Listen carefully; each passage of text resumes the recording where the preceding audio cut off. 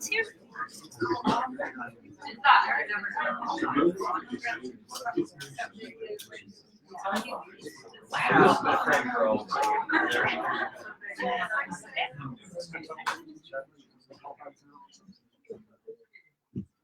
good afternoon, everybody.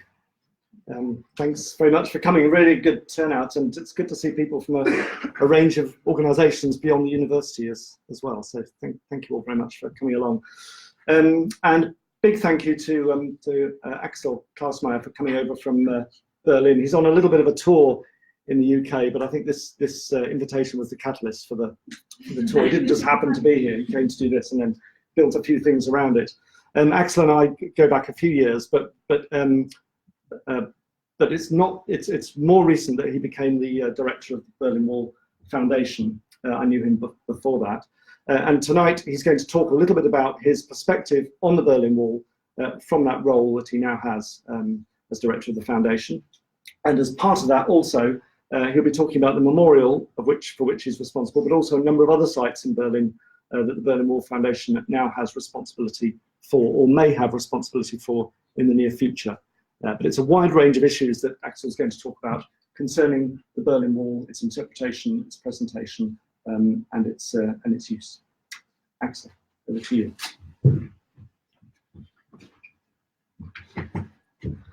Well, thank you, John. Thank you very much for your invitation, first of all, and it was a pleasure to come over and to lecture, and thank you, big thank you that you're all here and that you're interested in this topic of most recent, not only Berlin, not only German, but European history.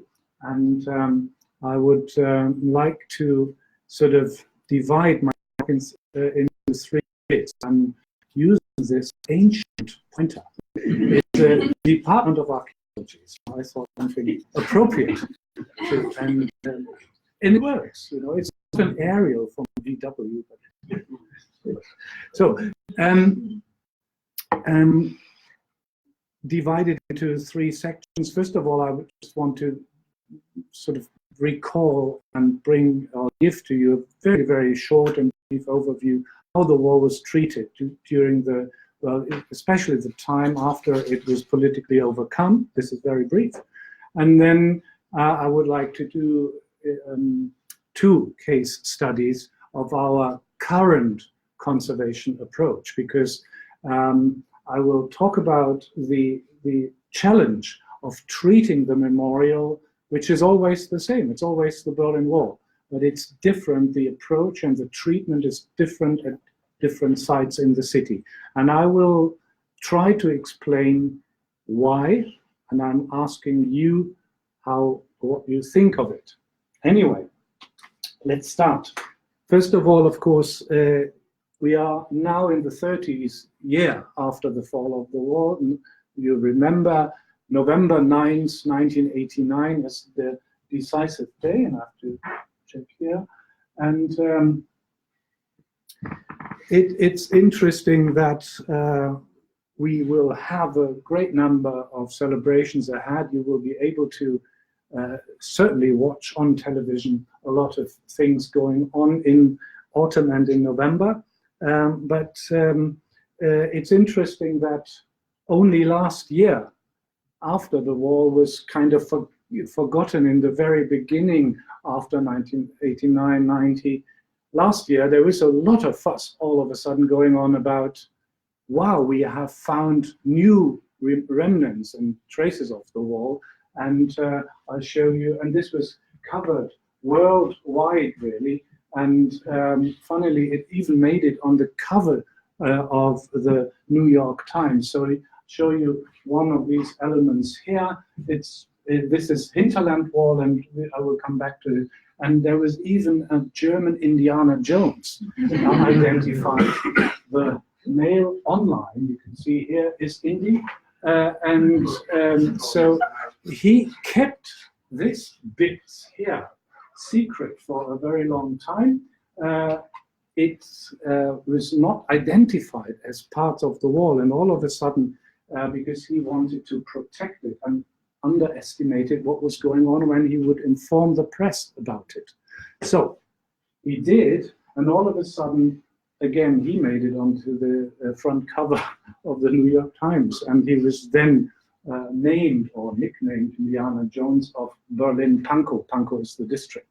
And so here he is, and the funny result, or rather sad result, was that a great number of Koreans, you know, the Koreans have a border problem still. There was one Korean lady, and she kept dismantling bits and pieces from it and sent it home to Korea as a symbol of freedom and joy and luck. This was apparently something she had always longed for, and she didn't dare to touch other pieces of the wall. And since that was hidden, Indiana Jones didn't find it very funny. And but anyway, there was a lot of press attention last year, and also when in the middle of the construction site, this was found.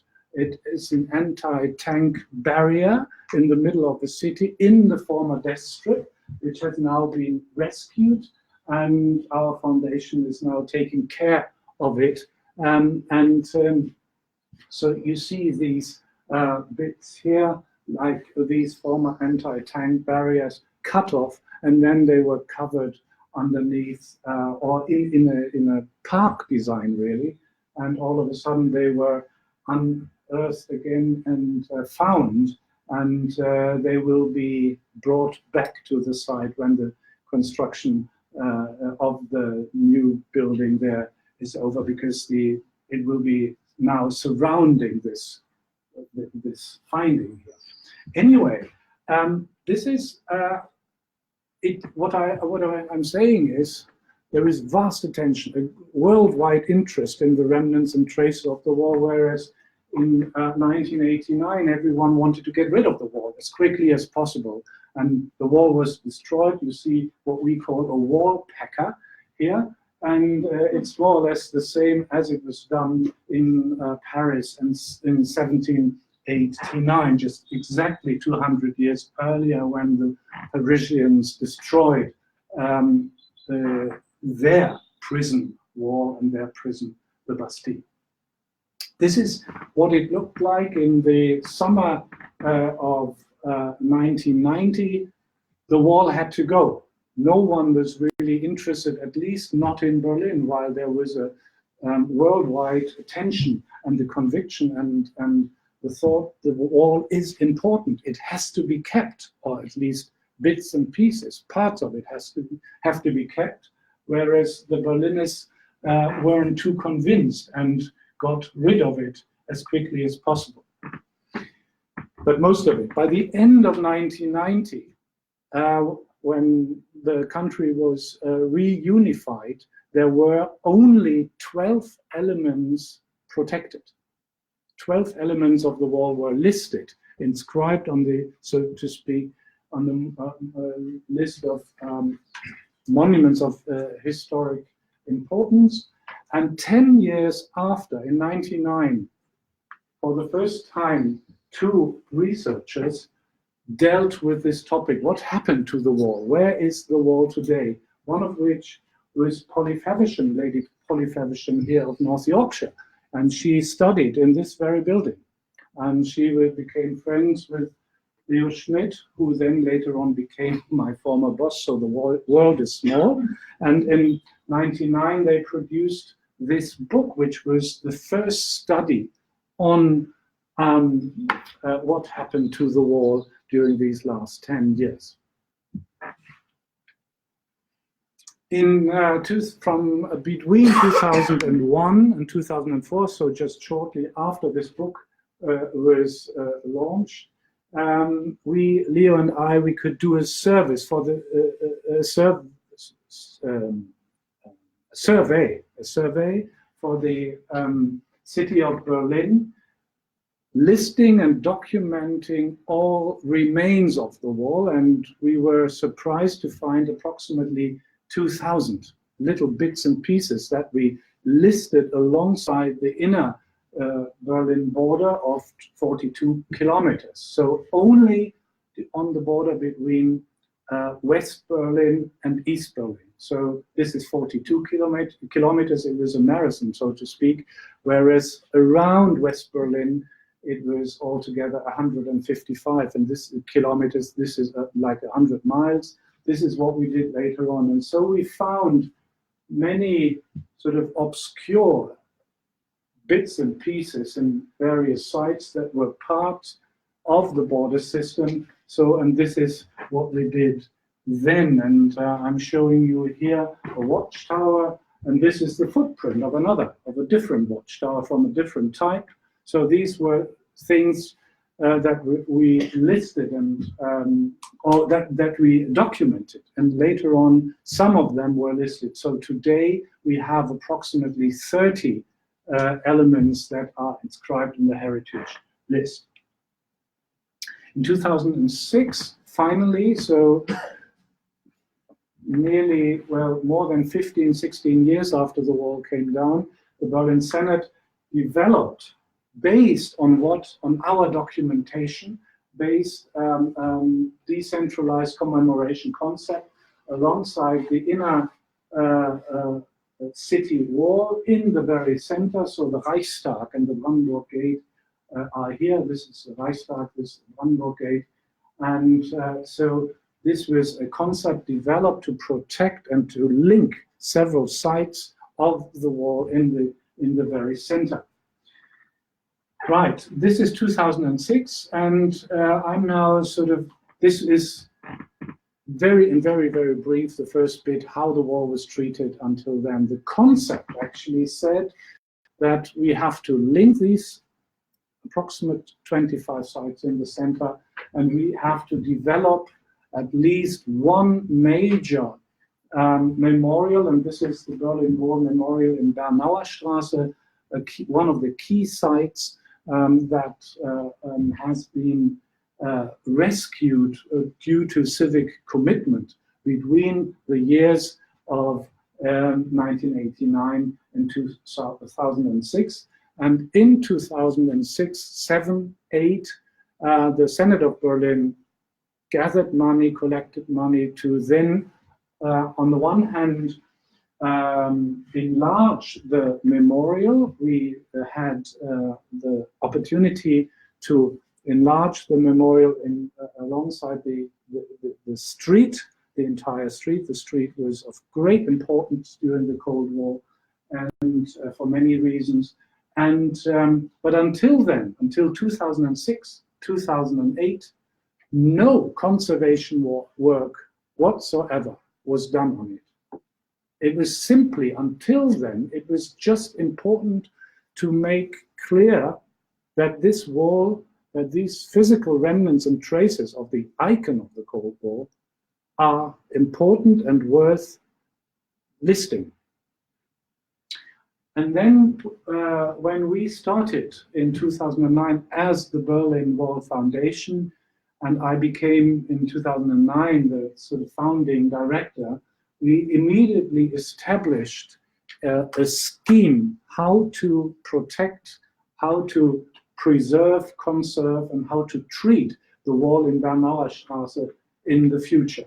At that time, we were only responsible for this very site, but today we have the responsibility for at least 4 sites, and I know that we get another site later this year. However, I will concentrate on the treatment of this memorial, and then I'll do the East Side Gallery, which is world famous, which is a site that gets approximately 3 million visitors a year, which is in every guidebook, which is all over the place in sort of on the marketing web pages of the city. And also here, a completely different site with a completely different message. So I will focus on that. But let's start with the Berlin Wall Memorial in Bernauer Straße. What I'm showing you here is the icon of the Cold War. This is the Berlin Wall. This is what everyone connects with it, because what you see is these L-shaped elements and facing west. This is the most western element of this series of obstacles in the border system. And this is what you would find, what you would see when you visited West Berlin. You would always see this, and then behind it was the so-called death strip, and then behind it is East Berlin. That there is a cross in it is a funny situation, but anyway, this is East Berlin. So here, this is the centerpiece of the current memorial. This is the area. This is the only area in Berlin today where you have the entire width of the former death strip between East Hinterland Wall and West, this L-shaped element we saw before. This was established and saved and erected in the mid-90s, and it was opened to the public by a young woman called Angela Merkel in 1998. So this is what existed. We then went on further. I'm showing you a few images later on, but this is what was there in 1998, and also when we started as the Berlin Wall Foundation, 2009. The problem was that, especially with this here, we had structural problems. What you can see, every civil engineer was frightened to see this, because what you see here is what the wall packers left. But it's an important part of the message. The wall was overcome, and peacefully people hammered it out here. So it's part of the message. And what you see here, we have fractures in this on the spot. We have, of course, the partly demolished concrete. We do have reinforced concrete, and here the steel is missing, so the structure is weak. And that is called, we are also dealing with health and safety regulations, so we had to do something. And the first thing we did was a conference, and the result of this conference was minimal intervention. We have to do as much as necessary and as little as possible, because we have to preserve the message of it. We cannot sort of bring it back to a state where it is safe in terms of what civil engineers would demand. At the same time, we have to guarantee the safety and the security of the visitors. However, the result of this international conference was just follow Ruskin, follow Webb, and so forth, as far as far as possible. Define what is important, what is the message really, and then do as little as possible to protect it. And that I'm showing you a few pictures. So this is what we inherited in 2009. We are back in the year of 2009. And the thing is, we are here in Bernauerstraße. The area I'm talking about now is a commemoration site dedicated to the victims.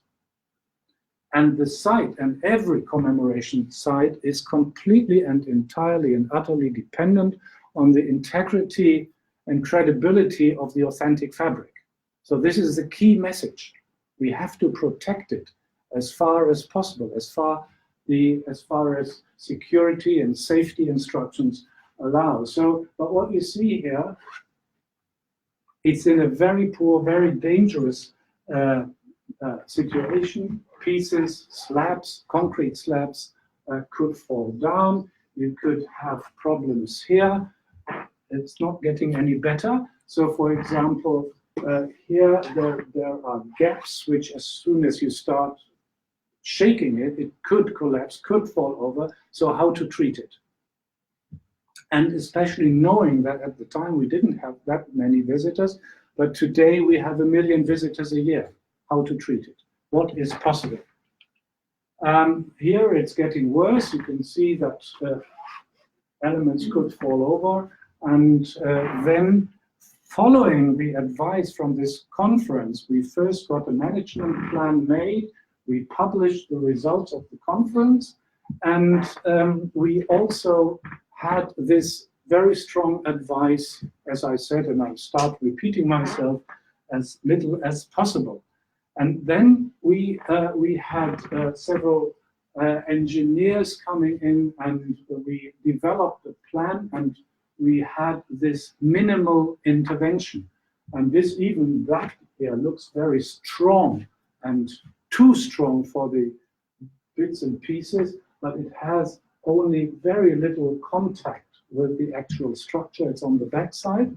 And of course, there is a quotation by Ruskin, and do not care about the unsightliness of the aid.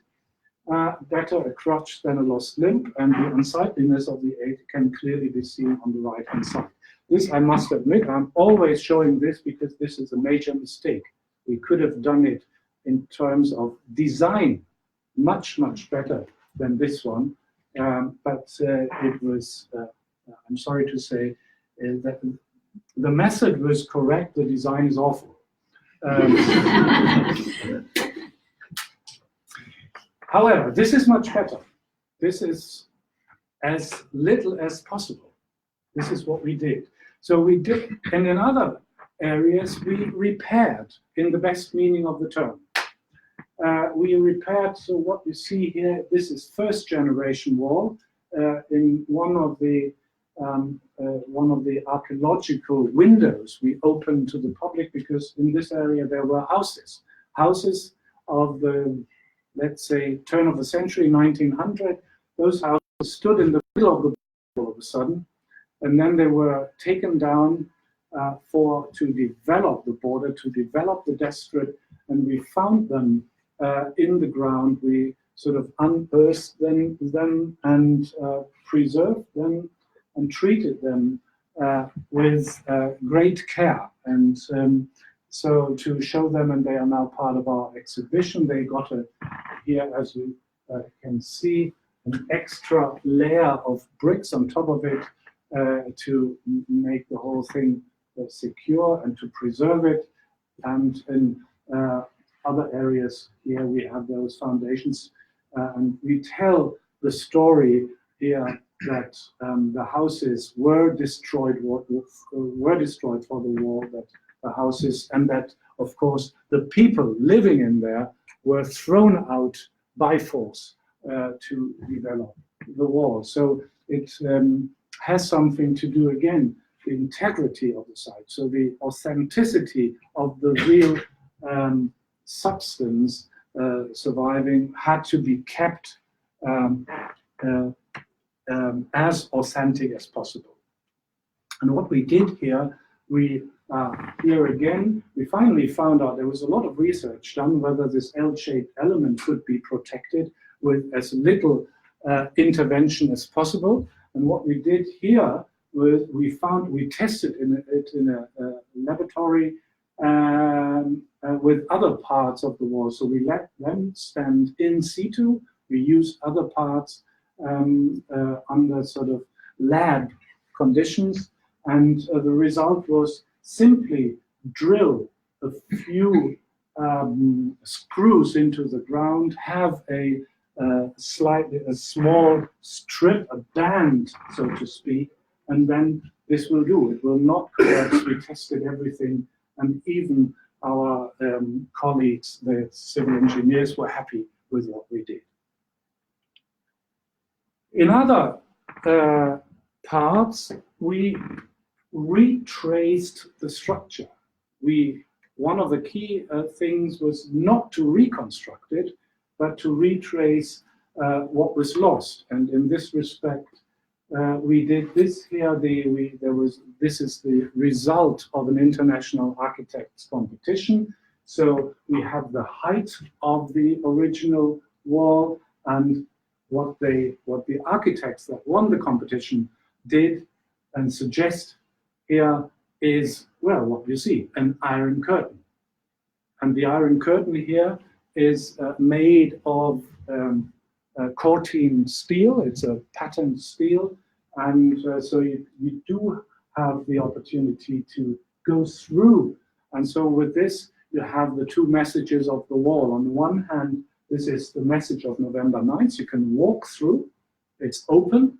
And if you stand there in a steep angle, you see the wall being closed with it. So it's a modern way of interpretation. It's a modern interpretation, and no reconstruction on the side, because again, we are talking about the credibility of the site. And in other places, we sort of retrace lost structures, as in this case, you see here a church standing, a church that stood in the death strip. This is west, this is east, and this church from 1894 was in all of a sudden in the middle of the death strip, in the middle between west and east, and it stood there. And you can see here's the wall, and in, as late as 1985, so just 4 years before the wall came down, the church was blown up by the border guards. So it was, but anyway, the church was blown up, but the foundations were still in the ground. And this is what we did. We did retrace, we show the sort of the vast size of the church without reconstruction. So again, minimal intervention in a way. This is what we did there. And now you can see that this site is immensely accepted. This is these people, some of which you might recognize. This young man got married recently. So they come, and this site is accepted because it's kind of credible. This is, we treated the site with great care. We try to be good stewards in the best meaning of Ruskin's convictions. We do permanent maintenance, and all we did means permanent interference, but with very, very little interventions. And in that respect, this method we applied there is appropriate for the political message of the site. It's a commemoration site dedicated to the victims, and in that respect, everything has to be sort of kind of credible. This was my first example. Now we go to my second example. We stay with the Berlin Wall, and the history and story of the treatment is completely and utterly different. We go to the East Side Gallery, and I start with explaining to you a little bit of the history. This needs to be explained here, otherwise you can't understand it. November '89, the wall was peacefully overcome. The world changed slowly. And in spring 1990, in the middle of Berlin, you see here the television tower from the other side. You see the wall here. In the spring of 1990, Germany was not yet reunited. There were still two different, so to speak, parallel German countries. Approximately 100 artists from all over the world came to Berlin and wanted to set a sign for freedom and liberty and democracy. And they asked East German authorities, the East German army and the East German Ministry of Defense, that was still responsible because the wall was always standing in the East, on Eastern territory. The artists said, which is incredible, we want a long strip of the wall to paint it. We want to develop the longest gallery on earth, and we need your wall. And after a while, after some negotiations, the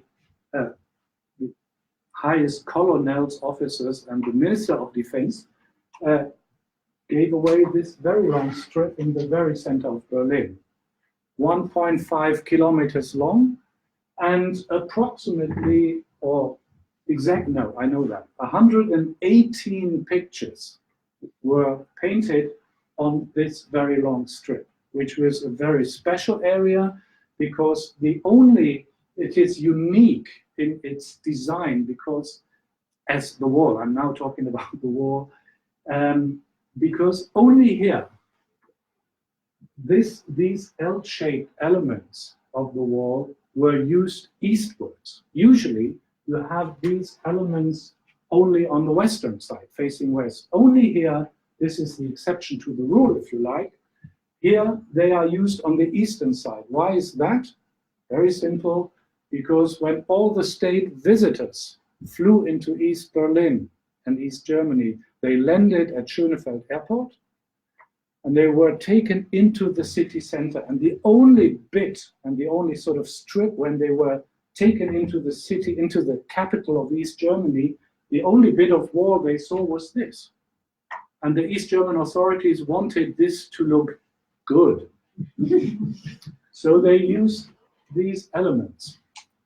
And the artists finally sort of got this stretch and they painted these paintings. Unfortunately, artists are, as you all know, poor. And artists use poor quality colors. And the biggest enemy on earth is the sun. It destroys everything. And so it destroyed slowly but certainly these paintings over the years. And I will be talking about authenticity in comparison to what I've done with at Bernauer Straße.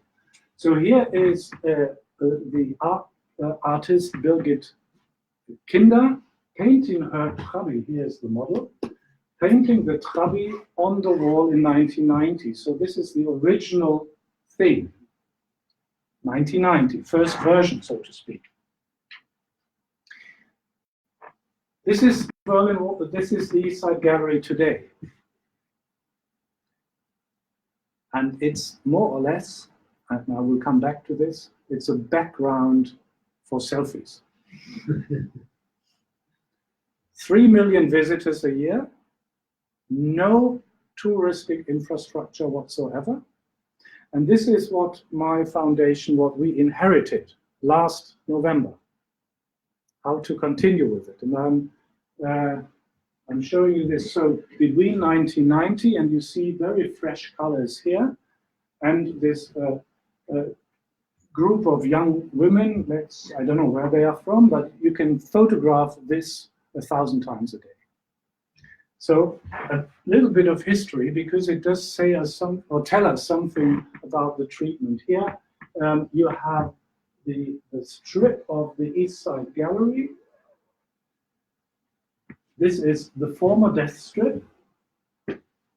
And the wall, the East Side Gallery, is here. This is West Berlin, this is East Berlin. The river was also part of East Berlin. This is the entire area in the 1920s. It was part of the port of Berlin. And you can see here is the same area, completely overbuilt with storage buildings and so forth. An ordinary sort of port. This is 1984, same strip, empty. Everything, all the buildings, whereas here on the western side, they are still there. You can see the storage buildings and all the industrial estates and so forth. On the eastern bit, where you have here, before it was not the East Side Gallery, of course, but it's empty. There's only one building remaining here. That's a storage building from, let's say, 1900. Here it is. And this is an image of the border cards from 1988. Here's the entry, now a listed building, wonderful thing. And it's the entry into the border strip, into the west strip, because of course the border guards needed to get into the border to do their work there. As I said, 1990, the painting of the area. Then it looks a little bit, well, very green in the late 1990. And in the middle of the 90s, you have this. you have a sort of a corral of freaks and outcasts, approximately 2,000 people living in this area. You can see it here. We're in all sorts of containers, whatever, and caravans and old trucks, until 2 people died there under strange circumstances, and then the area was clear. And here, the paintings are on the other side, on the sort of street side. This has to be kept in mind. And while everyone is living there, there is a permanent decay of these. First restoration of the paintings in 2000, only 2 examples here. So the original paint by then was partly still there, partly gone, repainted, painted over. In 2006, other things happened, and this guy is not restoring the picture, so there was damage being done to it. This is nice. This is during the European Cup finals. This is an image of 2008, very bad state, very run down, and here what we have is that the restoration from 2000 is almost invisible. All the tourists that come there leave their marks, hammer things down, paint it over, and so forth. In 2009, there was a complete restoration of the site.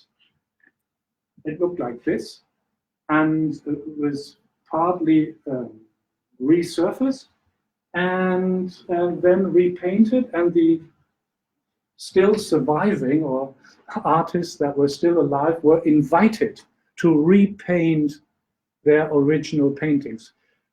Each artist got 3,000 euros to redo it. So what do we have?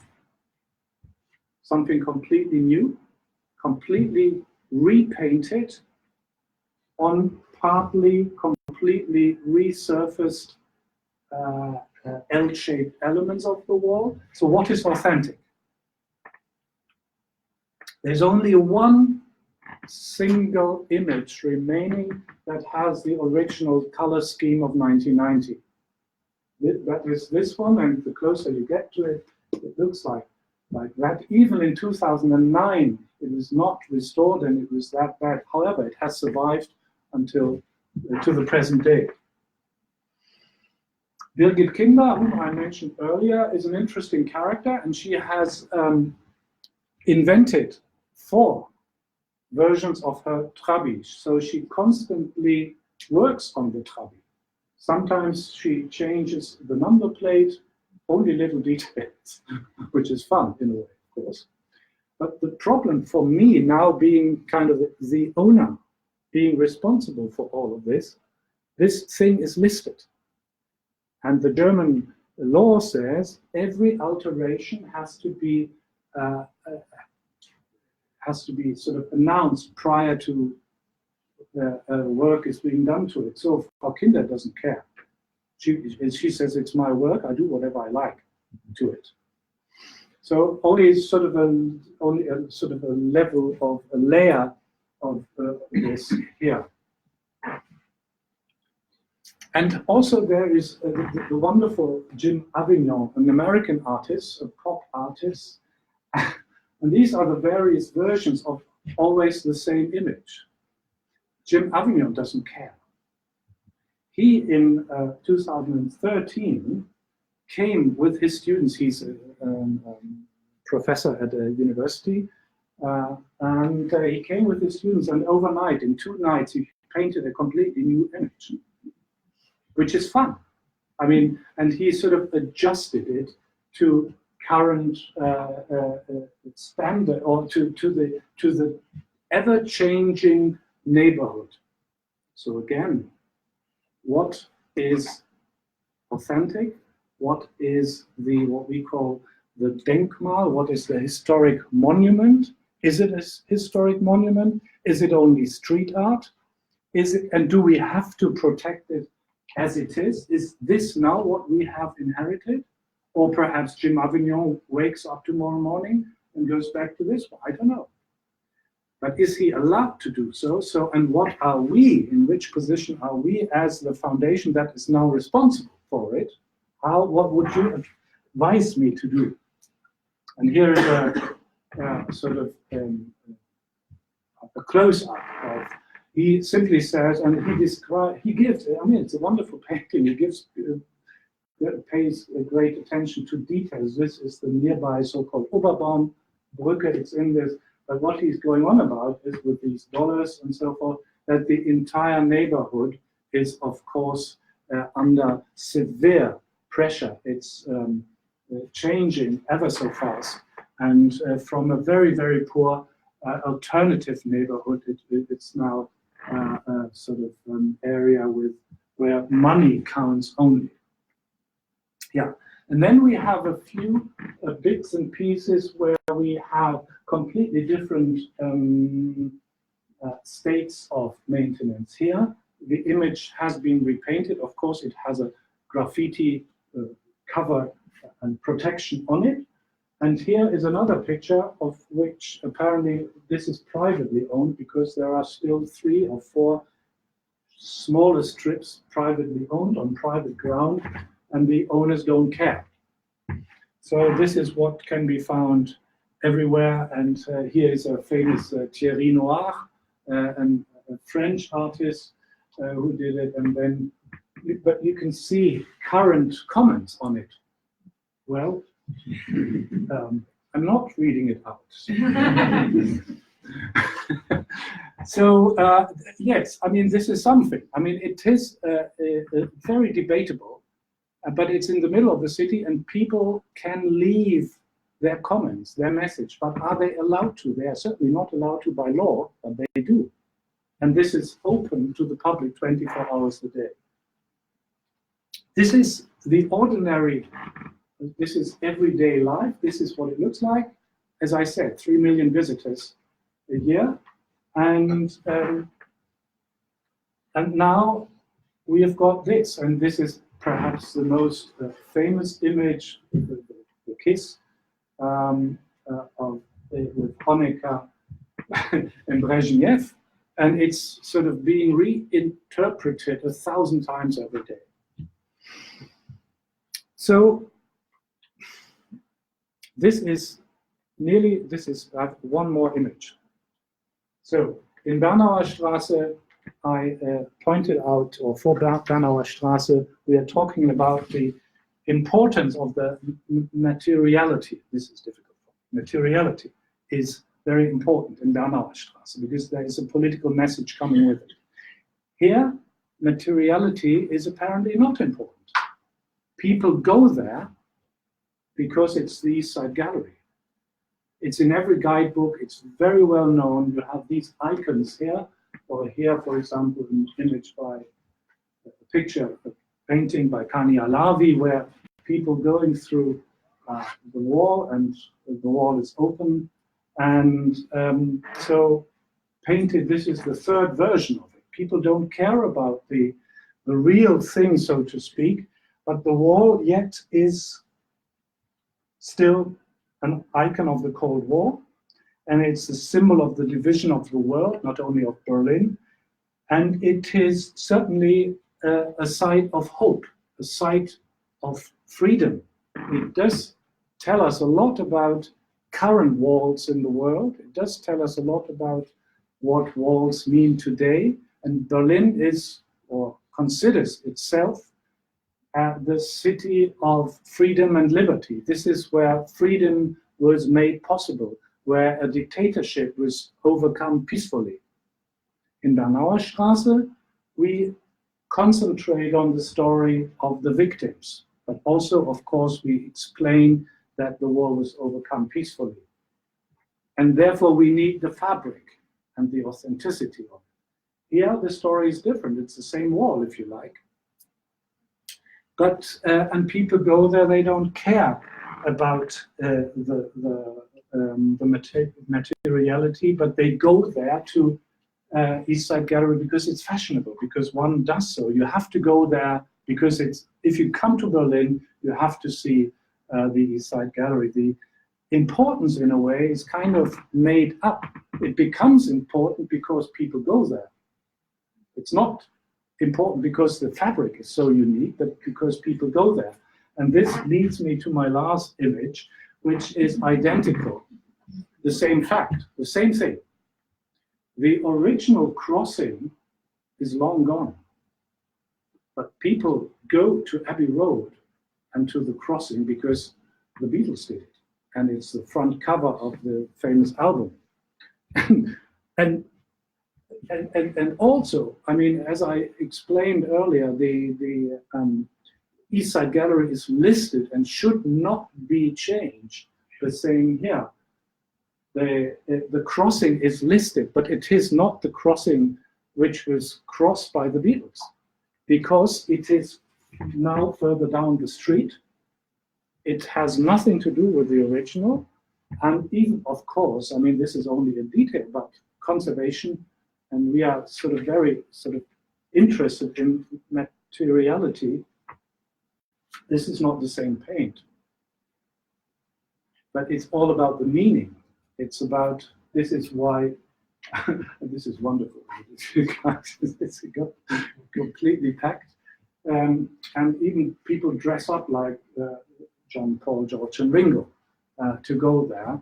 And it is the meaning that the people give to it. They don't care about the real crossing in Abbey Road as well. So anyway, this is what I wanted to say to you. How should we continue with the East Side Gallery? Because we are only starting to deal with it. This is a sort of an insight from my lab.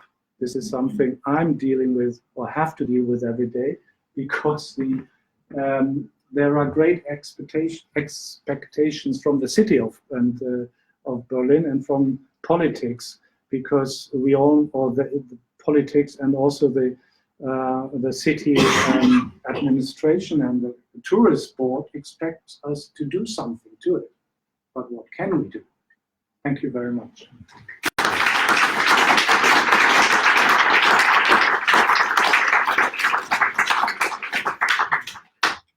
And I kept my time. You did. Very impressive. Thank you so much, Axel. That was fascinating. Really interesting, a set of issues that you addressed, as well as obviously the case study of the Berlin Wall as well. So I'm sure there are going to be plenty of questions. Do we need the lights on, or is everyone happy with this sort of slightly subdued? Okay, leave it as it is. Questions? Yes. I was going to ask, do you think that the Berlin Wall should be taken more as a belonging to Berliners or to Germans as a whole?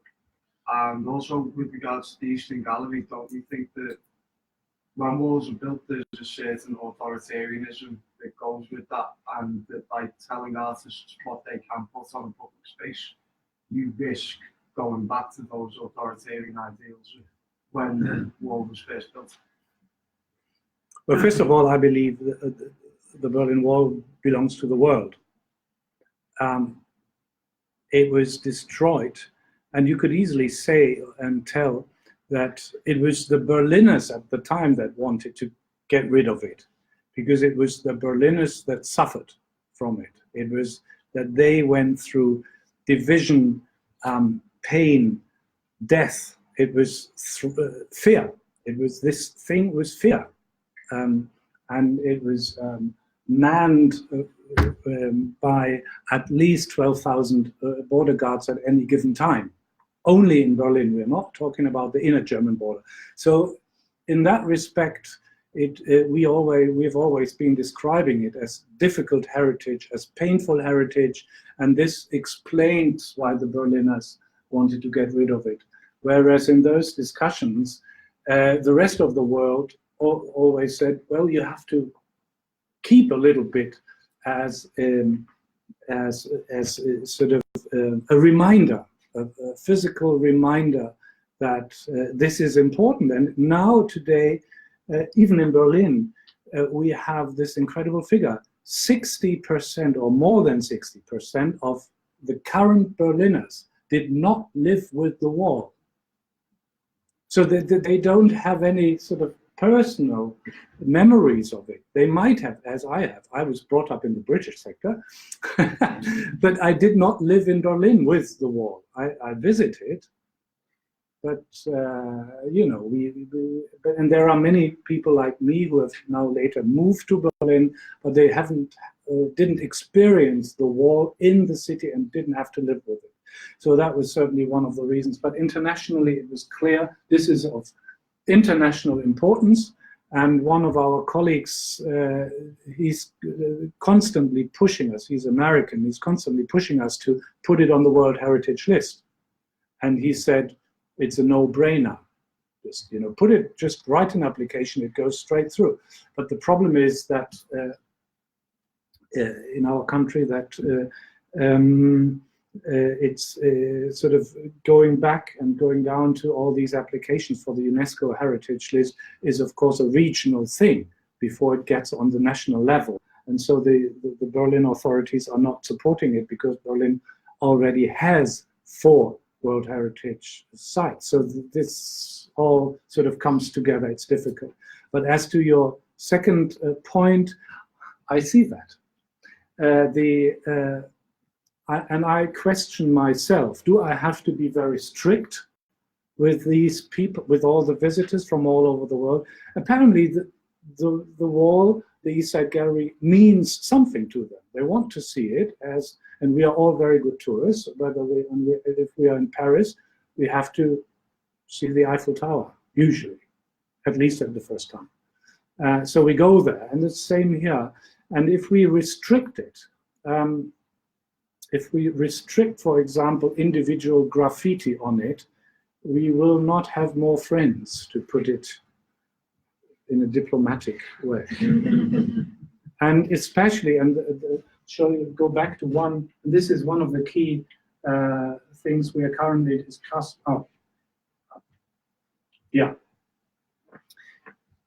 This image here shows the inner side of the wall. This is the former death strip. The actual paintings are on the other side. What you see here, at the last restoration in 2009, this was painted white. It was painted white because it was always white. At least when the wall was still there, it was white and it was well lit to actually see, or better see, people escaping. And since the border guards had an order to shoot to kill, they needed the white color at night to see people escaping, so to better fire at them. So in terms of the wall, it's an important detail for us. It shows, it's the second message. On the one side, on the other side, it's clear. It says here, this is the painted side. This is the activities of 1990, whereas the inner bit here is the wall. It shows the deadly instrument of the East German border guards. So it should be white, but no one cares. So should we repaint it in white? And this is a current discussion, to show that it once was the wall, and that on the other side, we have the artists, and the artists choose it because it was the wall. It was their joy and their wish to overcome this deadly instrument. So coming back to your question, this is straight to the heart, so to speak. What is it? And during the last years, before we kind of were made, or now sort of got the responsibility, we have always argued part of the wall, inner wall is white, and the outer wall has been sort of painted by the artist. So we have to keep these two sides. I don't know if we can, to use this word, if we can win this war, and if we should go into this war. And we will now do a public survey. We will ask visitors, what would you expect when you go there? Because we don't know. We know that people that go to East Side Gallery are completely different to those that go to Bernauer Straße, to the commemoration site. So we want to hear the visitors' opinions. and we shall see. It's still in the very beginning. Obviously, there's a concern for authenticity, and as is obvious just from your presentation, authenticity is not a self-explanatory thing. So what I'm wondering is what other interpretative resources are there for visitors and people at the site to actually understand what it is they're trying to communicate? Because all of the research on public interpretation is, I mean, it points to the fact that if you don't have those resources to support the interpretative activity, you're not going to be able to promote any types of behaviors. And it's very unclear to me, how would you even know what the weight means, or why one part of the wall is being treated in a different way than another? I think, thank you for this, because it's the same thing. I think I said in one sentence, no infrastructure whatsoever. There's nothing yet. The paintings were repainted in 2009, and somewhere, no, they're not on this picture, you have little slabs, perhaps like this little size, saying East Side Gallery, 1990, listed monument, full stop. It doesn't even give the artist nothing. What we want to do now is, and I'm taking this up, we try to develop an exhibition there, which is very, very silent. We want to do, of course, a website or an app or something. We want to produce flyers. We need, in the future, we need a visitor center. I don't know what it looks like or will look like, because we haven't got any money for it at the moment. We did get €1 million to develop this exhibition, to explain the site to the visitor, to talk about the cultural significance and historic value.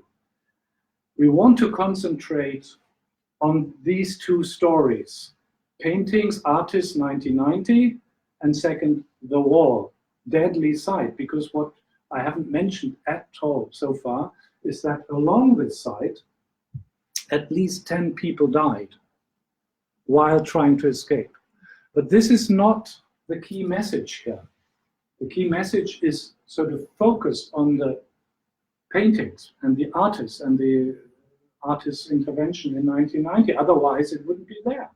I'm sure if that hadn't been the case there in the summer of 1990, it would have been destroyed during the summer of 90, because by the end of the year, the wall was almost gone, and it was only protected because of the paintings.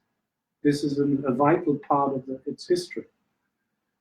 And if we explain, for example, I'll show you, I go back to this one historic, where you can see this whiteness, if there's a word. Here, you can see it. This is 1990, so shortly after the wall came down. The installations are still there. Lamps of the Light Strip, Patrol Road, and you see the remaining parts of it, or even here. Here is the wall and fences, and here it's all white. So we do have enough footage, so historic footage, that we can say, well, yes, that's how it worked, and that's why, and so forth. But the communication bit is the challenge to me. And we do guided tours at the moment already, although we only started in November. But we shall see, because I'm convinced that by explaining, just as what you suggested, by explaining the site, you make people aware that it is important. Otherwise, you wouldn't do a guided tour there, usually.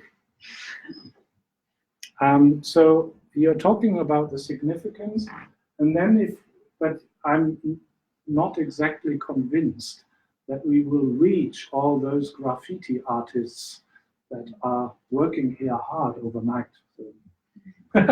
So, yeah. Yes, a few questions. Let's start at the front. Yes. So I actually have a question dealing with the graffiti section of the wall. And so you mentioned that you were going to be doing outreach to visitors and tourists to see how they felt about the dual nature of the site. What outreach are you doing to the community to see how they feel about it? Because it seems like there's an ethical component in that of making sure that the people who are encountering this heritage every day in their daily lives are also represented in what they see, because theoretically they may be the graffiti artists who are coming. They may have a valid viewpoint on why they're enacting on that wall. Yeah, I think a great number of visitors and tourists come because they know from their sources of information that it is possible there, and that one does it there. So, and the neighborhood is currently changing a lot because, well, to use the term, it has much been sort of, is it gentrified? Mm-hmm. So the entire area, it's like what happened in the East End of London. So it completely changed. The entire neighborhood changed. It's a very contested space. And so there's a lot of business going on now on the other side of the street. It has completely been developed and built over. And so, yeah, it's very hard to reach these people because hardly anyone lives there. So it's mainly tourists going there, and locals, and John knows all about it, partying there. So, I'm not going to embarrass you. But after the war came down, the important clubs on which we worked, some of them were in the immediate neighborhood. So that's what I'm not saying that you're part of it. But you did scientific research.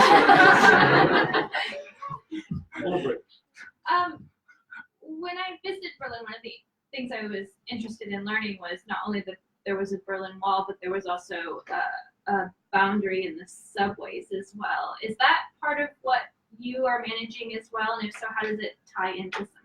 This is part of the first example of Bernauer Straße. We have an exhibition in one of the underground stations that were blocked during the Cold War. And we do explain this situation on site at this one station to as a sort of to generalize it, as because there were several like ghost trains going from the west through the east and coming out in the west again, and so we are explaining this at Bernauer Straße. Yes. It strikes me that the gallery has become meaningless in that it's lost its original meaning and that it has become something else. And is it really possible to go back to it being a wall? Or is, the problem is that it's moved on, whereas, the other site you were talking about has been preserved. I'm thinking about Stonehenge here, actually, in terms of Stonehenge has been kept as Stonehenge and has completely ignored the Druid kind of interpretation that's been put on it. You have an opportunity here to tell two different stories, keeping them apart, but keeping them within a city kind of story. That's a rare opportunity. Yeah. Not responding. No. Is that the same point, Jill? Well, yes, just that polarity, really. There's quite a lot, and you're not alone in actually with these issues, and a lot has been written about distinguishing between integrity, material evidence, integrity in a heritage artifact, and authenticity, which is its culturally constructive value and meaning, which is entirely mutable and keeps changing, whilst the integrity is so maybe that binary might be an interesting flavor. Yeah, history is a construction. I mean, that is one of our sort of guidelines, really. Of course, history happened.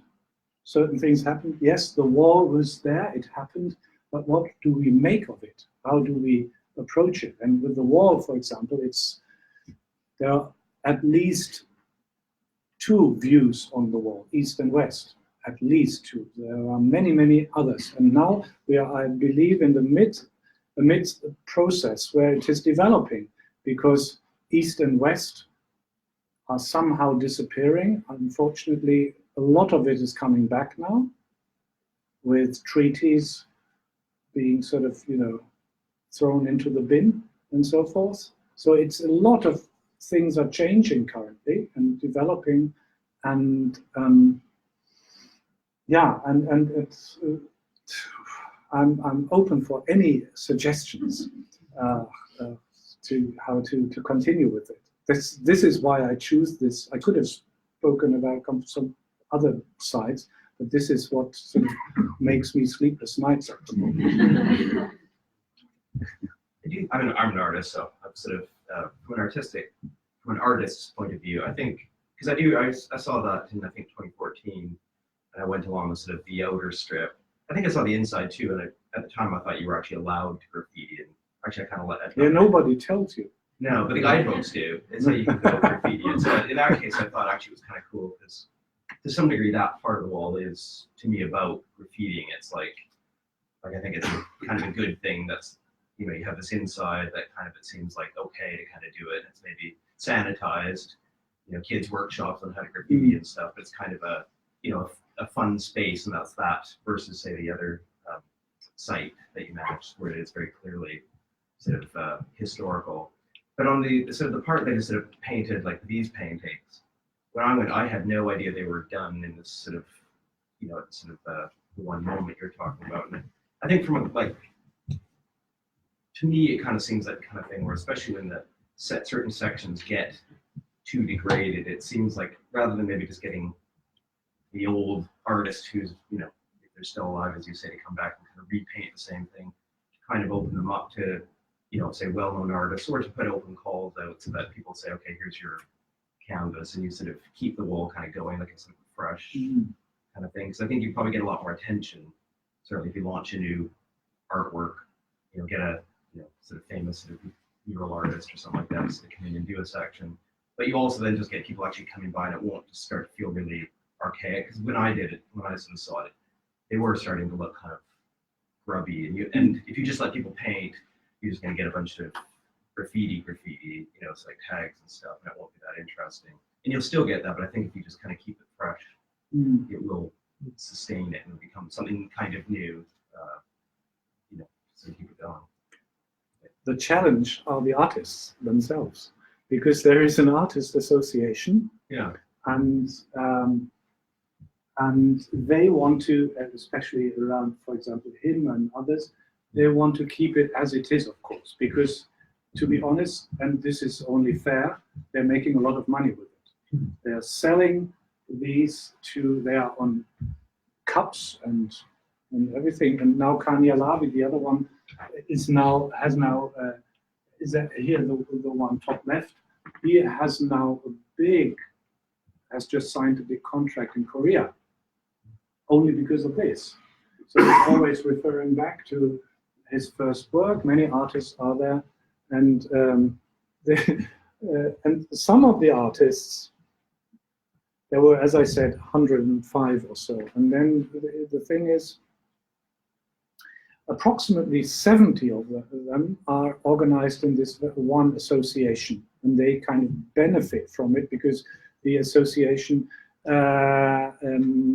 is representing their rights. So they're making some money from selling these to cups, to T-shirts, to whatever, in terms of marketing. And on the other hand, others say, well, I've done it 30 years ago.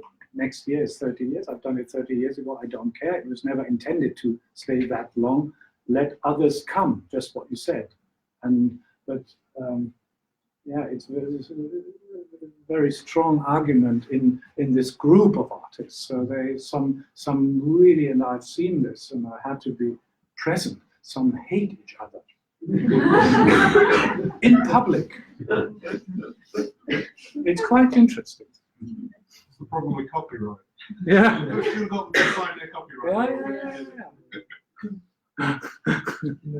Yes. So I have a question just about this section of the wall, and whether there's space within the city, and I'm not talking about physical space, but space in people's minds and hearts and consciousness, the two pieces, that's that stark commemoration. When you've got Benauerstrasse as that place where you go for that reflection, that thinking, but the East Side Gallery is this completely different space. And again, go back to the chat further back about how the meaning of this section of wall has changed. That this is now the expression, freedom of expression, freedom of movement, the hope, the joy, and actually having that internal section on the Death Strip side as having that canvas, and again for new artists to come in and continue that feeling of that is what this part of the wall now represents, that it's that freedom of expression and joy and hope, rather than having two stark white pieces of wall for people to then reflect on, because there is that place in the city, there is, it can be part of this interpretation that this is what it was, but what it is now is this continual expression of joy and hope. That might be one option. And that's where your income stream comes in. Because if you own the copyright on the other side, you can start selling and you can make your own money for the foundation. Well, that's something I've never thought about.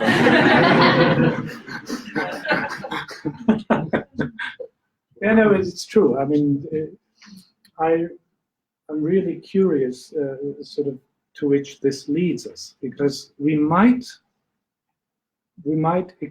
well, kind of, I wouldn't say experiment, but we will learn our lessons. In terms of, I mean, let's say, yes, we paint the internal bit white again. We might learn that we will not be able to keep it as such, and that the sort of information we provide is not enough, that people simply don't care, they paint it over and over and we will lose. It might well be. And even in our advisory board in our foundation, so that there's 50-50. We're currently in a state where no decisions are made, but we have already sort of given, letting a little bit of it open for example, children's classes to paint it over, to learn graffiti, to do workshops, educational workshops with it. So we might open a little bit of it, we might test another bit, but whether or not this is consequent, I don't know. I really cannot. So, but we have, and there's a large, this I can say, and we could be very happy with it, although it's very demanding. There's a great political interest in that, how it continues there. And we constantly have to sort of vindicate one or the other views. It's Yes. If you take away the concept of the Berlin Wall, i.e. the monument, then quite a lot of these problems go away. I mean, isn't that what the issue is? I mean, it's a bit of a problem if you work for the Berlin Wall Foundation. I mean, to me, the parallel is the city walls around York, which people come and visit because I'm visiting the walls. And in doing that, they often miss out on a great diversity of responses that those walls embody. So it sort of gets in the way of real understanding. To me, the thing that's most striking about the Berlin Wall is how things are so different in different sections. So if you started getting rid of the notion of monument, couldn't you actually come to terms with that diversity in a more interesting and productive way? And that would be good for the visitors as well. Yeah. Because one of the things that this is embodied is an attempt to impose unity on diversity, which failed. You know, the main thing is it fell, which is great. But I think that message might come over more clearly if we didn't start from saying, there's a thing here. And I suppose that what I was thinking about the background of all of that is whether approaches to monumentality from elsewhere in the world, particularly Southeast Asia, I guess, might have some important lessons for us here. Yeah, so that is something, yeah, we also have in mind, the problem is, as you said rightly, we are the Berlin Wall Foundation, and we are not sort of the artist so-and-so. So And again, the majority of these artists say, this is also interesting, they say, we want to keep it with the paintings on the one side, white on the other, because when we did it 30 years ago, we did it here because it was the wall. We wanted to set a sign for freedom, liberty, joy, and so forth. That is why we did it here and not on any other wall in the city. So this is a kind of very strong argument. The other side is, of course, it also helps them that their paintings are more or have a greater value. Because if you have the other side also painted over, they get less important. And it might be that it is even more confusing, because then visitors come and say, which is the original East Side Gallery? Okay, we can explain everything, and we want to explain everything, yes. But it's certainly true. I have always argumented during the last years, if the Berlin Wall Foundation takes this heritage, if we inherit it, then we have to talk about the wall. Also, not only this part with the artist painting over, but we like say 30% of it is the message that it was this deadly border. The key message is the activity of the artists in 1990. That's no doubt. And it's much more important than explaining the casualties and the sadness and so on. This we don't have to do in great detail, but we have to describe the wall at least and what it stands for. And so I think finding this compromise will be the key challenge for us in the years to come. I don't know how much time they give us. Any final questions? Axel, I wonder, I mean, just to finish off, would you feel happy about just saying a couple of words about the big project that's on the horizon for the foundation? Are you able to talk about that? Yeah. Well, 2 or 3 sentences, because the other big project we are working on is developing a museum at Checkpoint Charlie, a Cold War museum at Checkpoint Charlie.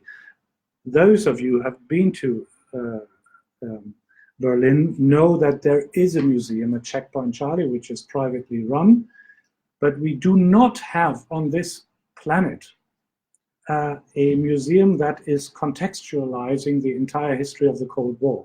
When you go to certain sites, we've been to the bunker this morning here in York, which was fascinating. But going to this bunker, you will usually get, and there are many sites in this country or in Norway, in Sweden, or if you go to Russia or to Finland or wherever, you will have sites that deal with the history of the site, but there is no complex history of the Cold War in any museum worldwide. There could be one in Cuba, but they are not ready for it at the moment, I believe. There could be one in Korea, but there is none. So Berlin is the place to develop this site, because the Checkpoint Charlie was one of the icons of the Cold War, especially in October 1961, when there was the famous tank confrontation there, when Soviet and American tanks were pointing at each other, and great majority of people believe that we are on the brink of the Third World War. It luckily didn't break out, but ever since, the history of the Cold War has been linked and brought back to Checkpoint Charlie. And now our foundation was sort of linked with this project, and the Berlin government has long wanted to develop a museum of the Cold War at this site. Of course, on the one hand, telling the history of the site, what happened here. It was not an ordinary border checkpoint between East and West, because it was the international checkpoint.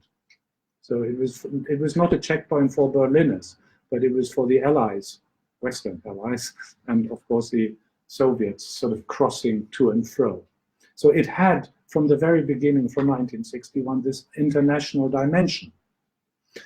And but we are amidst long discussions about the property and how we can do it, how Berlin gets the property, because there are heavy debts on the property and so forth. Again, a lot about money, but it's an exciting, very, very exciting project, and that would